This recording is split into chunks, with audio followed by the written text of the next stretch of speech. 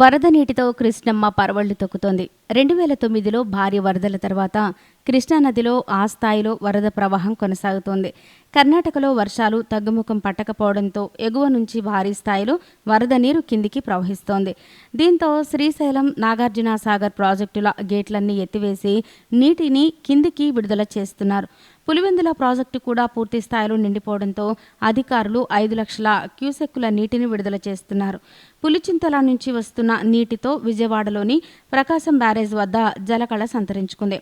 నీటి మొత్తం క్రమక్రమంగా పెరుగుతుండటంతో కృష్ణా కరకట్ట ప్రమాదంలో పడింది. కరకట్ట సమీపంలో నిర్మించిన అనేక నిర్మాణాల్లో ఇప్పటికే వరద చేరుతోంది. మాజీ ముఖ్యమంత్రి చంద్రబాబు నివాసం ఉంటున్న లింగమనేని గెస్ట్ హౌస్ మెట్ల వరకు వరద నీరు చేరుకుంది.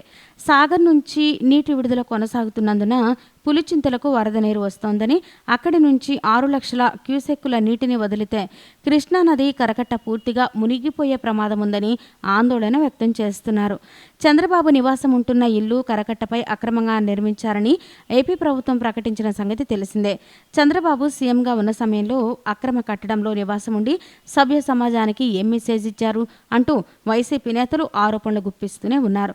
చంద్రబాబును ఆ నివాసం నుంచి ఖాళీ చేయిస్తామని పలువురు మంత్రులు, వైసీపీ ఎమ్మెల్యేలు సవాల్ చేస్తున్నారు. మరోవైపు చంద్రబాబు ఉండేది అక్రమ కట్టడం కాదని, అన్ని అనుమతులు ఉన్నాయని టీడీపీ నేతలు కౌంటర్లు ఇస్తున్నారు. ఈ నేపథ్యంలో దాదాపు 10 ఏళ్ల తర్వాత పరవళ్లు తొక్కుతున్న కృష్ణమ్మ చంద్రబాబు నివాసాన్ని ముంచేసేలా కనిపిస్తోంది. దీంతో చంద్రబాబు ఇల్లు ఖాళీ చేస్తారా లేదా అన్న సస్పెన్స్గా మారింది. ఈ వీడియో కనుక మీకు నచ్చినట్లయితే లైక్ చేయండి, షేర్ చేయండి. ఇలాంటి లేటెస్ట్ వీడియోస్ కోసం మా ఛానల్ని సబ్స్క్రైబ్ చేసుకోండి.